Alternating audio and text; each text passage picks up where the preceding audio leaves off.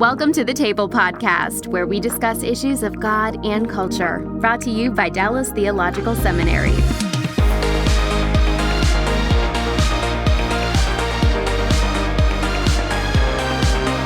Well, welcome to the Table Podcast. My name is Bill Hendricks. I'm the Executive Director for Christian Leadership at the Hendricks Center.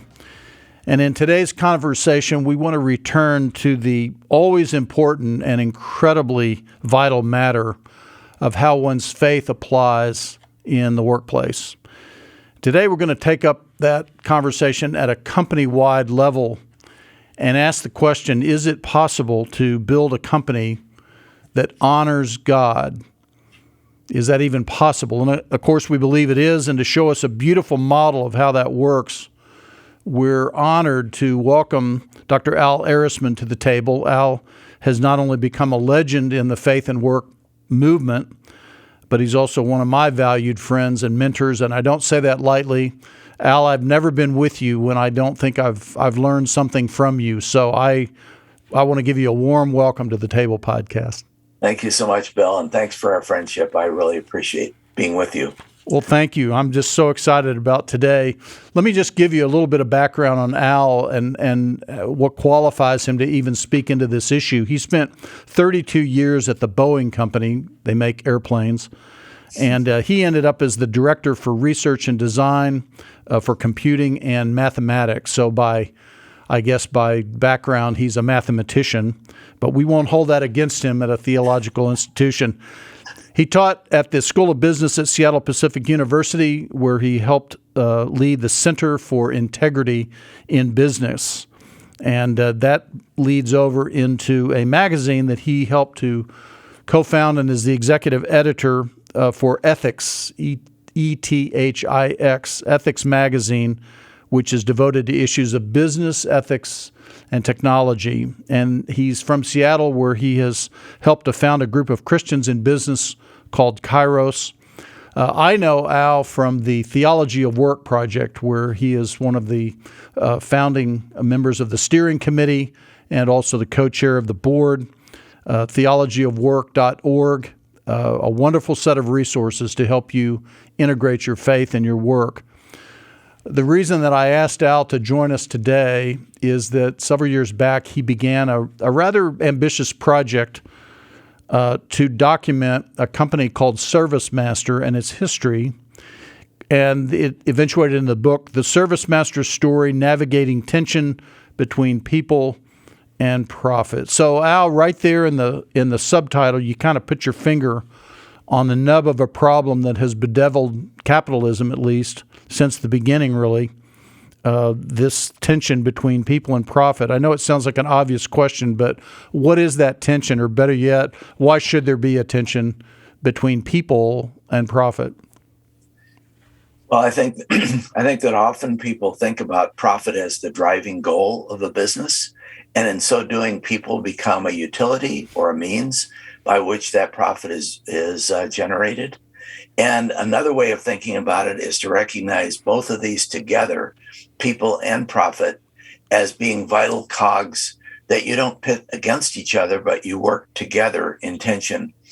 One of the founders at ServiceMaster used to say that when you navigate a tension, it can give you a sense that you want to prioritize. Is it this or this in a difficult situation? And he said, think of it like an exercise band. You stretch it out, and that tension creates creativity that allows you to address the problem in a new and interesting way. And then he said, but when you do that, remember, don't let go of either end or it will hit you in the face. And so holding this tension together is something that characterized the ServiceMaster company and challenges all of us in business today. Well, and I think just to briefly extract from what you're saying, there are many, many places in our faith where we face these tensions, values in tension, and it's not an either or, but it's some kind of a both and in tension. And we talk about that a lot at the Hendricks Center, that there's so many cultural issues we face today, whether it's immigration or abortion or gay rights or whatever those challenges are. And our tendency as humans, I think, is to find those black and white solutions. And so in the case of the business world you mentioned, there's kind of been a default paradigm for probably decades that profits matter more than anything else.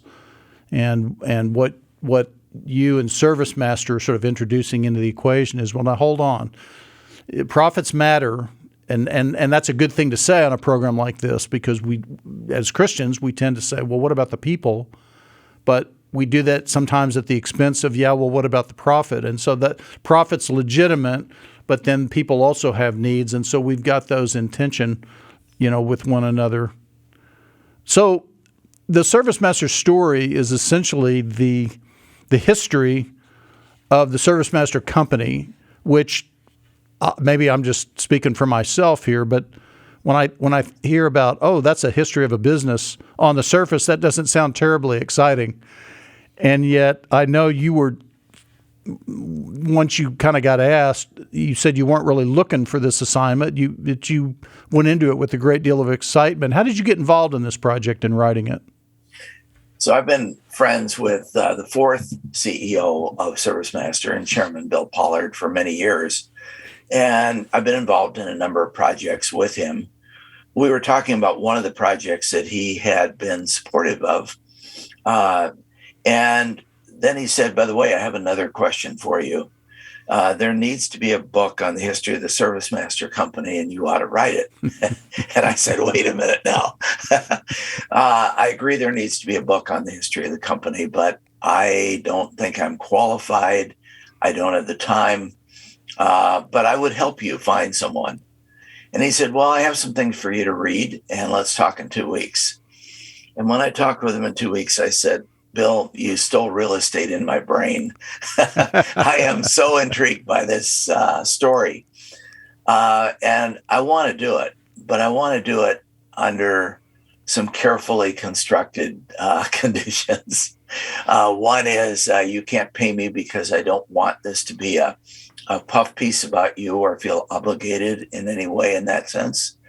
I'm not sure about my timing. I think this is a big project. You've got to give me room there. And I think I would need the final say in what the book says, because I would want to write it with integrity. And he bought into all of those. And I started a process that took about 3 years. I read 30 books and I interviewed people all over the world. And I read all their annual reports and hundreds of pages of newspaper clippings from archives and other things, and assembled it in a story that continues to amaze me. Well, you used the word intrigued a moment ago, that you were intrigued having sort of done that preliminary reading. What was it that intrigued you about ServiceMaster? I think it's this idea of managing tensions, which we just talked about, and they're being so forthright about that, because you hear a lot of people say, well, the purpose of business is to make as much money as you can. And if you do that, you'll take care of all the other things. But it doesn't really work that way. And ServiceMaster was honest in saying the tensions are real, but they're important. And so that was intriguing to me. As you mentioned that I'm a mathematician. As a mathematician, I have to say that I do wrestle with this question of tensions all the time. 5 is always bigger than 2, so there's never a question about that. But when you're in more than one dimension, when you're in 2 dimensions, you have 2 points. Which one is bigger? You have to say, well, it depends. And that's the way life is, and that's the way this story plays out. So long ago, I learned a nice analogy to this. If you try and compare 2 things, you fall into a trap, because which wing of the airplane is more important for flight, the left wing or the right wing? And all of a sudden, okay, I've got to hold these together. And throughout their history, they played and talked about and were intentional about this tension. Somehow I feel like we've suddenly gone through a door or a wormhole or whatever analogy you want to use, from the tension of math into the tension of ethics, which I know is another field that you're in. You care to make those connections? Sure. There's a desire to do the right thing, and that was exactly what ServiceMaster did. In fact, they followed the same philosophy that I have about ethics. Many times people talk about ethics as not doing bad. But I like to think about ethics as doing good. And doing good is a lot different than not doing bad. So it requires having a purpose that's bigger than yourself. And that's what guided this company throughout its history until 2001. And so they had this intention of doing the right thing by people, the right thing by their customers. And in doing that, they were able to navigate the tension really well. I like that, Al. Ethics is really about doing good, not just not doing bad. It's my perception that in a great deal of business today, as companies make decisions, they sort of work along the ethic of, here's a course of action we could take, and everybody looks at each other. And if somebody says, well, I don't know about that, somebody else says, well, there's nothing wrong with that. Yeah.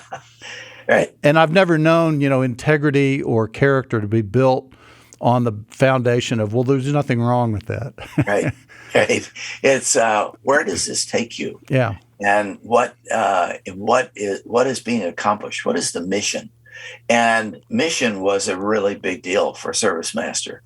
In fact, I'll just mention that later in the company history, they made some acquisitions, and when they would bring a new company into their fold, they would talk a lot about the philosophy. And one person I interviewed from one of the companies that was acquired, he said, I don't get all this philosophy stuff. Why do we talk about this? We're just in the purpose. Why don't we just get on with making money?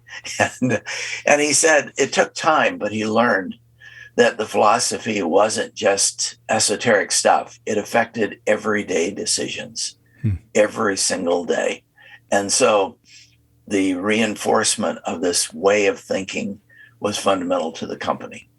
Well, I want to get into that philosophy, but just for our listeners who may not be familiar with ServiceMaster, just give us an overview. What business is ServiceMaster in, and what exactly do they do? Okay, I have to say historically, because there were some dramatic changes that happened in 2001, but historically, they started in moth-proofing when Marion Wade, the founder, a guy with an 8th grade education, right, who was really brilliant, invented a way to do moth-proofing, and he lost his job in the Depression and decided he would start his own company. So in 1929. And over the course of time, they developed, they went from moth-proofing to rug cleaning to other kinds of services like that. Going on into the 70s, they got into the business of supporting hospitals, which was the biggest part of their business for a long time. So this is like cleaning hospitals and that sort of thing? All the maintenance stuff that went into the hospital, right. Cleaning, air conditioner filters, all that, all those things. And even there, you might say, how could that be purposeful work? I mean, that's just grunt work. That's just labor. Low-cost labor is the way most markets would say today. And instead, they said, how do we help people understand that their purpose is bigger than just this? And one of the great illustrations that ServiceMaster had in the 70s was they would bring the doctors and nurses in to talk with their janitors and explain to them, you're not just cleaning the floor, you're helping the patient get well. Here's the connection between what you do and the health of the patient. Wow. And it changed the way every person in that company began to look at their work. Because they saw themselves as literally part of the healthcare industry. Absolutely. They were not They were not the janitor. The janitors, in fact, right. Bill liked to tell a story about one of the people that he met in London.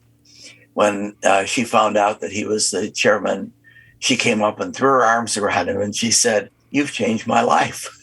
Wow. She said, "We don't just clean the floor. We're a vital part of the health industry. And in fact," she said, "this hospital couldn't run without us." Wow, this is true. And so it is true, but most people in that position don't realize it. Yeah. And I want to point out, Al, in telling that story, both of that woman as well as Marion Wade, and moth cleaning and moth proofing, I should say, and carpet cleaning and so forth. This is in many ways actually a blue collar or working class story.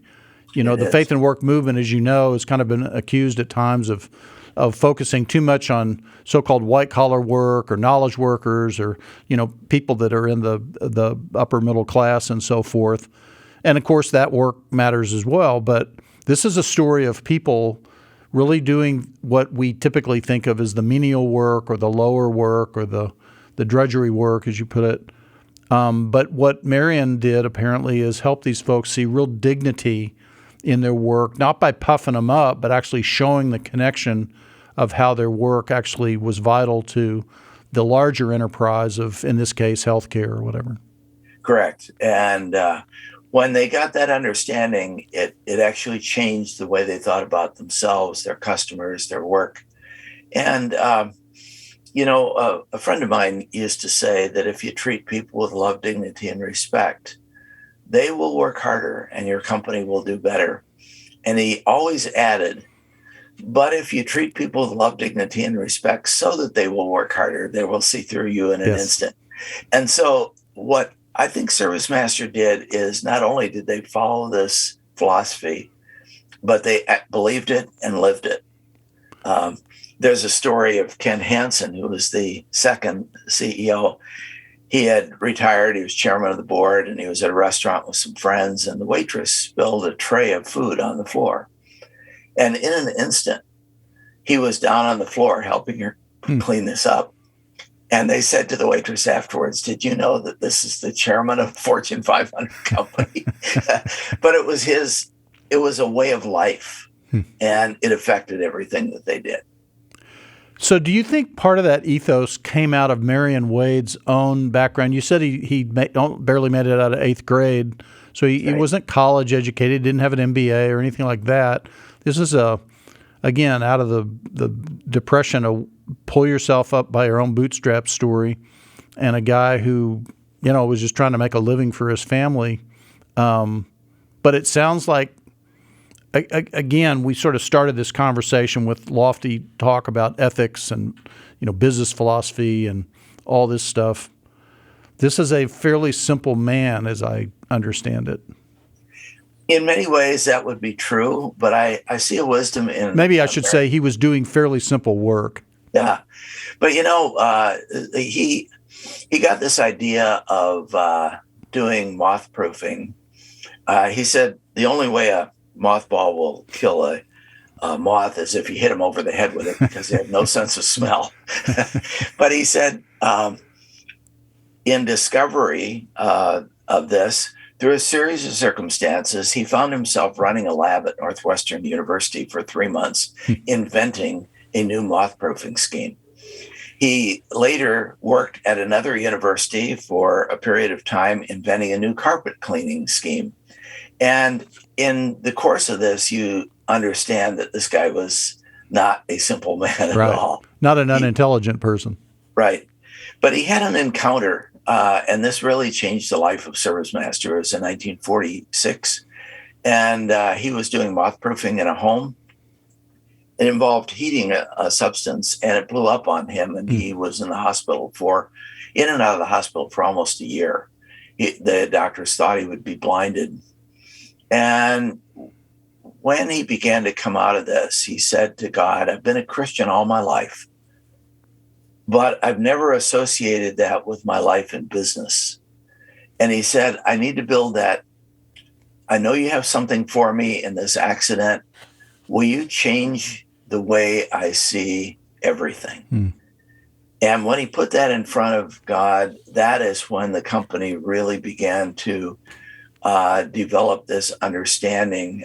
They adopted a slogan that said, "To serve God in the marketplace is our vision." And out of that came later the 4 objectives that the company held all throughout the 1900s up until 2001.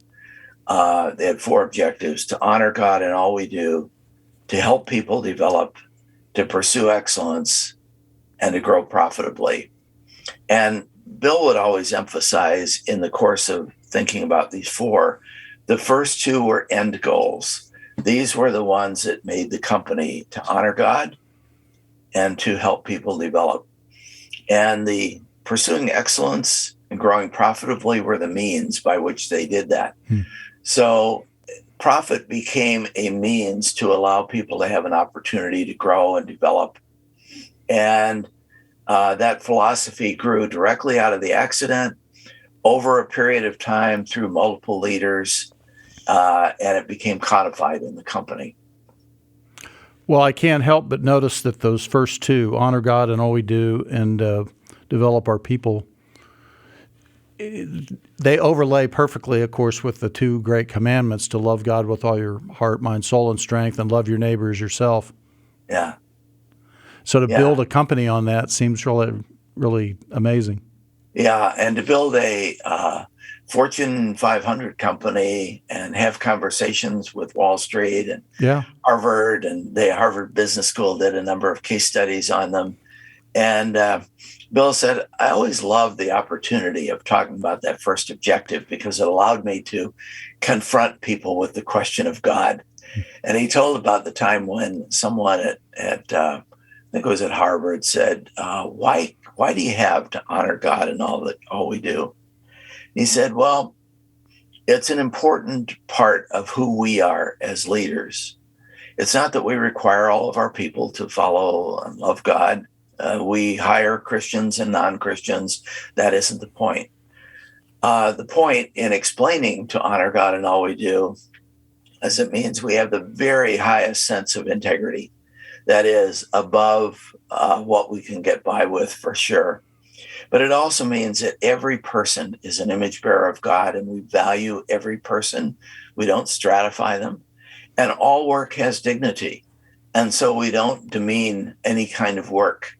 And so we can explain to honor God in all we do to the analysts, to the university people, and it's a great thing. But it does confront people with the question of God, and Bill enjoyed that. Yeah, absolutely. And I appreciate your making that distinction. This ServiceMaster did not present itself to the world as a, quote, Christian company.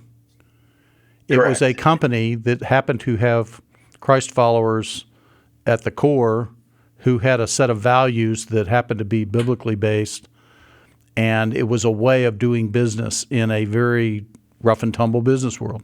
Absolutely. And in fact, the pressures were great. They were obviously in the midst of any business negotiation, but they also had this strong sense. And in fact, Bill used to say that it requires a lot of intentionality to hold on to this because it will deteriorate over time. Right. So over a period of years, he would reinvest this, and it would involve at every meeting talking about why we're here before we get into the business. At every board meeting, he would talk about, here's why we are here. Here's what we are doing. Here's our intent. And then go from there to deal with the business issues. So it always was reinforcing that foundation. So there was a very intentional sense of passing this down through decades, through generations of workers and employees at ServiceMaster. That's correct. And when they began doing acquisitions in the early 80s, one of the, you could say, well, this is all about growth. But actually, what they had concluded was if healthcare workers and janitors and cleaners could get a sense of purpose and meaning, why couldn't this extend to lawn care people, to pest control, to all sorts of other industries? And so they began acquiring plumbing and lawn care and home inspection, those kinds of businesses, because they felt that this would give a new opportunity to invest in a new set of workers that had never seen this opportunity to have purpose and meaning in their work. You know, we almost could make a whole podcast out of this in terms of the issue of succession, because you talk about how this got passed down. And that seems to me one of the more fascinating parts of the story is how over 5 CEOs, as you pointed out, which literally goes from about 45, 44, whenever the company, or even 29, or 29 even with Marion, and down to the turn of the century. That's some 80 years or whatever, or 70 years. That's a remarkable consistency. How did that happen, and how did they pull that off? Again, it was this intentionality. So I'll tell you a story that I think is one of the most fun stories in the book. Bill had gotten to know Ken Hansen through some association at Wheaton College. Bill was a lawyer. He had created his own law firm. He had gone off to Wheaton to be vice president for a period of time. He was looking to go back into law. And Ken Hansen said, maybe you ought to consider joining ServiceMaster. This was in 78. And he said, well, I hadn't really considered that, but let me think about it. And Ken had said, well, maybe someday you would be the new CEO. Wow. So Bill got thinking about that, and he came into the interview in early 78, and he said, started asking questions. What is expected of me? What would it take to become CEO? And after about 5 minutes, Ken Hansen stood up and he said, Bill, the interview is over. And he led him to the door. And later that evening, he got a call from Ken and he said, do you want to know what happened in there? And he said, well, I guess you didn't want me. And he said, well, it's more complicated. Let's have breakfast. And over breakfast, he said to Bill, if you want to come for a title, we're not interested in you. But if you want to come to serve, we would love to see you a part of the team. And it was interesting that Bill realized, he said it changed the way he thought about things. He did come as an executive vice president late in 78. But his first assignment for the first 6 weeks was to put on a green suit and scrub floors in a hospital. Oh, wow. And he said it was a lesson of understanding the nature of the work, understanding how workers are seen as invisible parts of furniture that people ignore. And he said it gave him a new sense that to be a leader in this company means to be a servant. And it shaped the way he thought about his work. I guess there's a lot to be said for starting out in the mailroom. Yeah, absolutely. And for many years, the ServiceMaster company had every executive do some level of service. There was a guy I talked with who had received his MBA, was brought into ServiceMaster in a leadership position, was given an assignment of scrubbing baseboards in a new wing of a hospital. And he said, as he was doing this, 2 nurses walked through and he looked up to them and said, hello. And they totally ignored him. And he said, I wanted to say, look, I have an MBA. My wife is a nurse. And he said, I learned more about leadership in that experience than at any other time in what I did.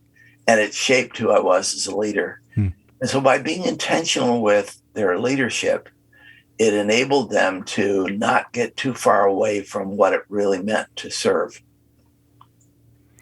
You point out in the book that ServiceMaster had this interesting what became a pattern, I guess.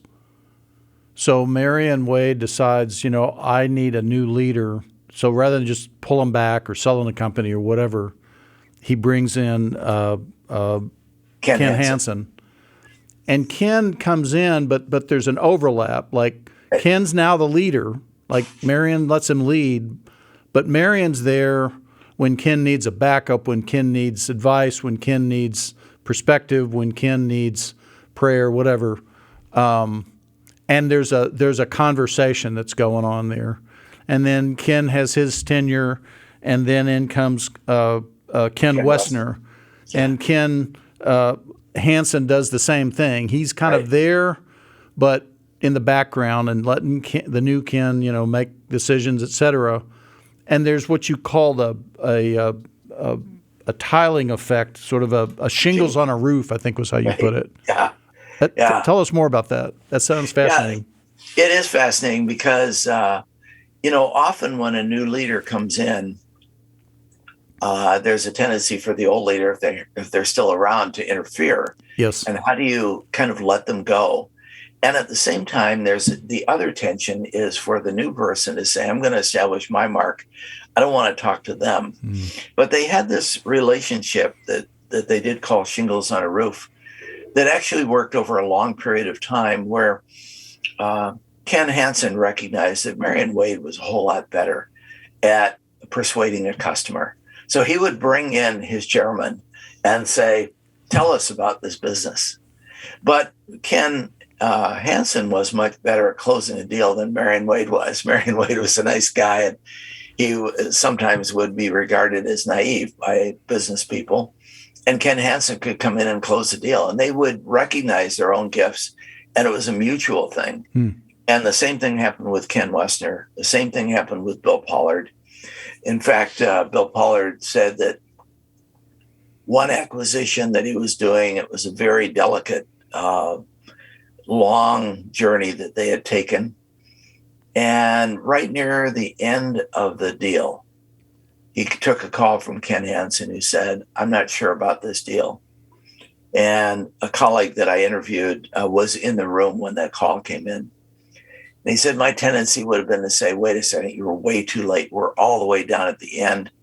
We're going to go through with this deal. I'm responsible.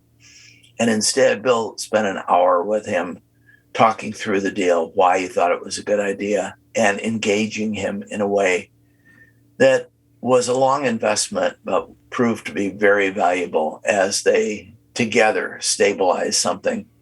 And I think it was that demonstrated something else about servant leadership, that you are a servant to the people that you're serving, but you're also a servant to those who have gone before. And how do you navigate this in a way that helps everyone in the long term? Well, yes, a tremendous sense of responsibility to the legacy that they've inherited. Correct. And we've certainly seen plenty of illustrations in the business world of people who have taken a company that has a magnificent name and a history and incredible success, and maybe almost overnight just plunged it, into the ground. And obviously there's other factors in technology and markets and so forth that affect that. But this sounds like a succession of leaders who realized, okay, I'm being handed something really, really valuable here, not just monetarily, but in terms of what it does in people's lives and communities' lives, and I need to steward it well. Yeah. And, some people might say, well, okay, this is great stuff, but what about the profit piece, which we were talking about earlier? Yeah. And interestingly, from 1970 to 2001, they grew in revenue year after year after year after year. They became a $6 billion company. They'd grown in profits for 29 straight years. I mean, it was astounding what they did financially. But those, as Bill would constantly say, this is a byproduct of doing the right thing. You have to work at it very hard, for sure, but it's a byproduct of doing these other things. It's not one or the other. Well, I was going to ask, obviously ServiceMaster is, if I perceive it correctly, was and maybe still is a kind of a holding company for a variety of service-based industries. You mentioned pest control and cleaning and so forth. And so it makes sense that serving others would be a core value in those kinds of businesses. But I'd be curious what your thoughts are for Christians who work in other sectors like finance or advertising, or take the whole mining industry where, other values besides serving would tend to dominate. Well, if you think about it, I'm probably closest to the tech industry. I've been working a lot with some of the tech companies here. But the idea that what you are doing is enabling someone else to do something well. And when you think about it that way, how do you come together to accomplish this goal? Even in a very large-scale software development project, which might be considered very technical, there are different roles to play, some by finance, some by AI specialists, some by coders, some by database people. And together, if they are recognizing each other's skills, they can accomplish so much more than they can if they think that they are the head of the whole thing. And so how do you kind of come together? And it always reminds me of the body of Christ. Yes. Where there's a foot and a hand and an eye and an ear. And there's a danger of saying, well, I'm better than you because you're not like me, or I'm not as good as you because I'm not like you. And neither one is right. But together we can accomplish something under Christ.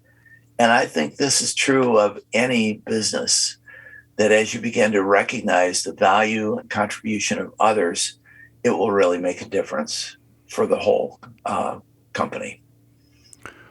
Well, both there at the CEO level and then just down through the organization with employees, managers, et cetera, what I'm hearing is this theme of humility, which really means that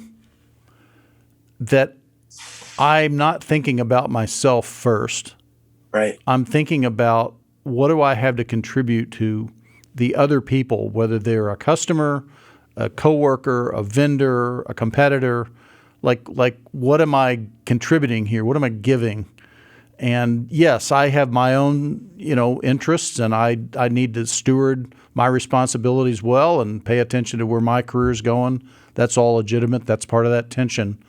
But what you're saying is, again, we love others as we love ourselves. We have a posture of I'm here to serve these other people. Yeah, I think Philippians 2, think not only on your own interests, but also on the interests of others. Yeah. And the model of Jesus, who set aside his glory to make a difference in our lives. And I think that this is a theme of Scripture, and it's something that maybe is counterintuitive in business, but it really makes a difference. And, sadly, you've mentioned a couple of times, Bill, that well, what about ServiceMaster now? In 1998, a very tragic thing happened. The fifth CEO, Carlos Cantu, who had come in with Terminex, who had the same model and was operating shingles on a roof with Bill in running the company, he developed stomach cancer. He had to step aside. All through the history of the company, they had been intentional about succession planning and preparing the next generation leader and working in that way. And they really were not prepared for Carlos, who had just taken over in 94, to step aside so quickly. Bill stepped in on an interim basis. The board, this was at a time of recession, a time of dot-coms, a time of all sorts of turbulence in the business world. And the board had decided we need a more modern CEO. And they went outside and brought in someone who didn't really hold the same values. And the conversation about honoring God in all we do dissipated slowly, fairly, and then accelerated. By 2006, it was basically gone. So it was a very rapid deterioration. It underscored what Bill Pollard had said before, that you've got to constantly be nurturing and maintaining this thing, to the point where ServiceMaster sold a private equity firm. It went public again in 2017 for a period of time. It was many of the brands were sold off. And ultimately, I think it was in 2020 that ServiceMaster, all the brands that were left of ServiceMaster were sold to a holding company. And it became Terminix, and then Terminix was acquired by a European company. And so in many ways, what was a great company is gone. It's a very challenging end to a wonderful story. Mm-hmm. And I told Bill, and talking carefully about this, that in many ways it makes the story, because it says if you don't take care of these things, they will die away. And this is an illustration, because that was the big change that had happened. And so it's a reminder of how important this is. But it isn't that it is without continuance. One of the people I talked with was a guy who ran ServiceMaster Saudi Arabia. He had left ServiceMaster for other reasons, but he told me that this encounter with ServiceMaster changed his life, and that he now ran 3 companies in Saudi Arabia. And he said, in every one, we have 4 objectives: to honor God in all we do, to help people develop, to pursue excellence, and to grow profitably. That's great. And it was just, and I began to see this in other people who had been in the company, who are now in leadership positions, who are influencing others with the same message. So the message isn't gone, even though ServiceMaster isn't what it was. So you're saying ServiceMaster wasn't just an anomaly of the 20th century, that a company that honors God in all we do is possible in the 21st century economy, and it is possible to build a business that honors God. Absolutely. And in fact, one of the interesting things about the pandemic, which we are coming out of now, is that we learned a few things in the pandemic. We learned about serving others. We learned about the value of frontline workers. We learned about the importance of integrity. And what would happen if businesses going forward said, why don't we take these learnings from the pandemic and from ServiceMaster and say, this is a different way of doing business. Mm-hmm. And I believe it's possible. It'll look a little different than it looked at ServiceMaster in the 70s and 80s and 90s, but because the culture is different. But the foundational values are the same, and those can continue. Well, one of the things I want to point out to our listeners here, Al, that you've raised here is that quite often we tend to read particularly New Testament passages, biblical passages, in light of our own personal walk with Christ, which of course we should, but we tend to limit it to that. Like faith is a matter of personal conviction and lifestyle and so forth. What ServiceMaster did was to take Philippians 2, you mentioned that passage, the Great Commandments, other passages of Scripture that we could talk about, and particularly the message of those passages, which has the values, the kingdom values of Jesus in them. And it extrapolated them to what does this look like in an organizational setting, in an organismic setting, in a management context? Like, how does this flesh itself out in the business world? And the point being that these passages in God's Word are just as relevant to our public life and our way of making a living as they are to our own personal lives. That's well said, Bill. And in fact, I would extend this to all of the Scripture, not just in the New Testament. I've been struck recently by someone who said to me, it's really hard to be a Christian business leader in the 21st century because there's so much hostility toward Christianity. And I looked at him and I said, really? Do you think that it's harder now than it was for Daniel to navigate his world with Nebuchadnezzar? Do you think it's harder than with Joseph? Do you think it's harder than with Esther? Do you think it's harder than with Ruth? Do you think it's harder than, I mean, the fact of the matter is, yes, our culture is not necessarily supportive of all that we do, but we can speak into that culture as all these who have gone before us have done. And I think of Joseph and Moses and Daniel and Esther and Ruth and all these who lived this out in a culture that was not favorable to who they were. And that is what God has called us to do. So rather than live as victims, let's bring the light of the gospel into what we do and work this out in a way that's respectful. Daniel, Joseph, Esther, they were all respectful of the authority, and yet they brought the light of the gospel into their work. We can do that. Well, we know we can do that, if only because you have documented in just exquisite form the models of Marion Wade and his successors at ServiceMaster. Al, this has been a quick conversation, but just so rich in terms of admonishing us how to live out our faith in the workplace, and particularly those of us who are leaders in the workplace. I can't thank you enough for being a part of it. And I want to thank all of you for listening in to the Table Podcast today. Subscribe to us on whatever platform that you're on so that you can find out about what we bring out next. For the Table Podcast, I'm Bill Hendricks. Thanks for listening to the Table Podcast. Dallas Theological Seminary. Teach truth, love well.